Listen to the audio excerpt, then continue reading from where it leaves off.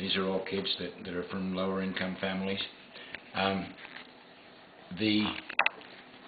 was told many years ago, it's a page, there we go, here we go.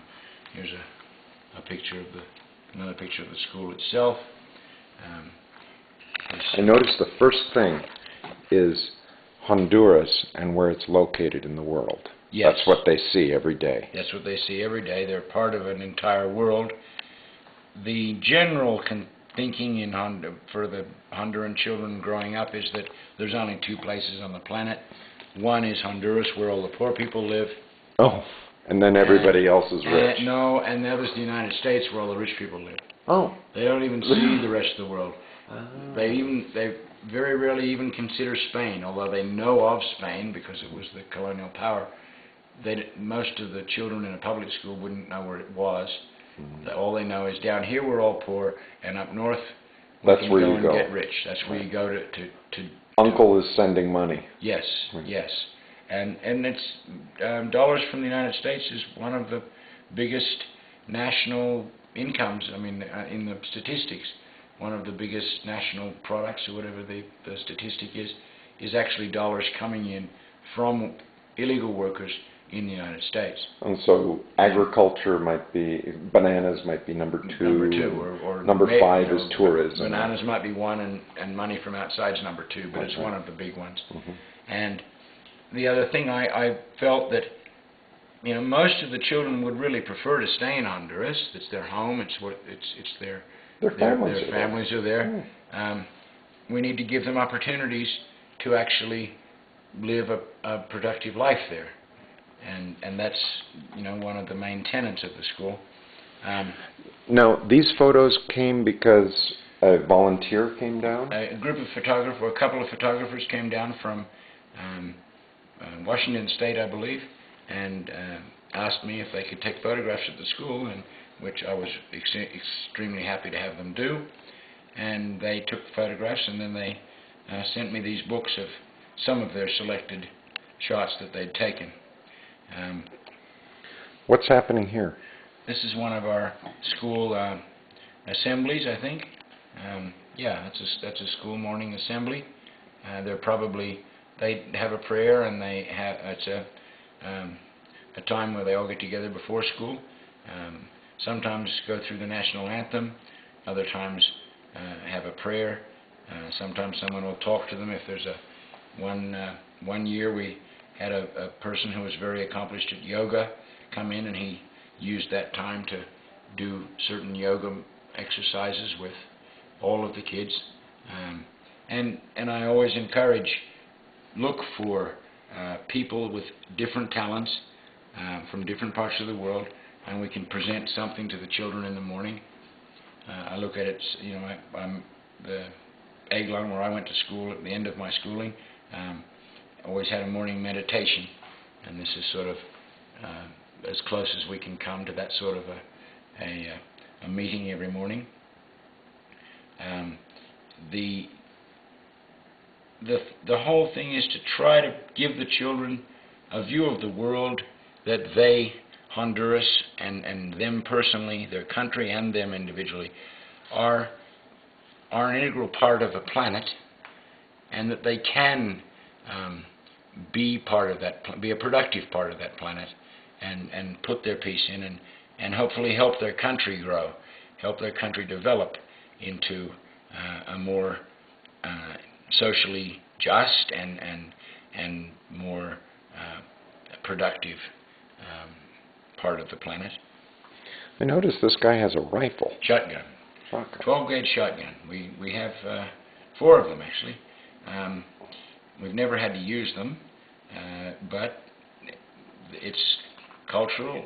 If we don't have one, if we don't have a guard, then any of the parents are more affluent parents won't be comfortable sending their kids to school. Right. So we have to have them. And we've never had a problem when we've needed an armed guard. But well, it's like having an alarm. As long as you have the alarm and it's on, nobody robs you. Yeah, it's something to that effect. It's one of those things. And it's somewhat surprising to some Europeans and Americans that they see so many armed guards, but you know, if you fly into Honduras airport, you start seeing armed guards from the minute you get in. All the banks have them, all the Chinese restaurants have them, all the discotheques. So we're pretty accustomed to it. The children don't notice it, and the parents are happy that he's there to make sure that their children are safe and that nobody comes and takes their children away or whatever else might be in their minds. Allay their fears of something happening. These are some of the children. This little girl here. It was actually the first scholarship student that I put in. She lived up the road from where I bought our house 12 years ago, and she used to play with my daughter when she was about 4 years old. And this little girl came to my gate when she was, I think, just turned 5, and knocked on my gate and looked up at me when I answered the gate, and she looked up at me and she said in Spanish, she said, "Mr. Ben, please, can I go to the same school as Annie?" And Annie's my daughter, and I was sending her to what was Cofradia's bilingual school then, in a different location, in a much smaller school. And I just couldn't say no. So that's when I started figuring out how we could include these children. She's a child of a single mother. There's 2 daughters and the mother. Her grandmother died during Hurricane Mitch, and her mother has only odd jobs to try to support the 2 girls, has no way of thinking about an education. The mother only speaks a little Spanish, and I don't think even finished 6th grade herself. But this little girl now is going into going to 7th grade. She just graduated from 6th grade just last week, and she's going into 7th grade. She speaks perfect English. She has exceptional math skills. She's very bright, and will make a wonderful employee for somebody who wants a bilingual employee, and an employee that uses her brain and thinks about it. Very well behaved, and just I'm so proud of having that ability to be able to say 10 years ago, or 6 years ago now, yes, we have a position for you and you can go to school. So $400 a year made it possible for that person. For her to go to, well, we actually supply all her uniforms as well, all her books. It's somewhere around $1,100 a year that it costs to send her to school. That's covering everything, including lunch, because although her mother could send her with a couple of tortillas for lunch, she gets a much more nutritious lunch if we supply her with lunch. These are all the scholarship kids, different age groups. There's a number of, let me see who else is here. Well, here's a group of children now. I think out of that group, one of them is from a reasonably affluent family. 2 of them, her and her, I think, are on full scholarships, and I think she's on a partial scholarship.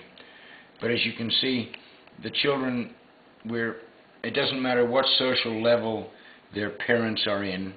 As far as we're concerned, they are all equal. They get the same treatment. We're probably one of the only schools in Honduras, unfortunately, that pays no attention to what their parents do or who their parents are. As far as we're concerned, they're in school. They all wear the same uniform.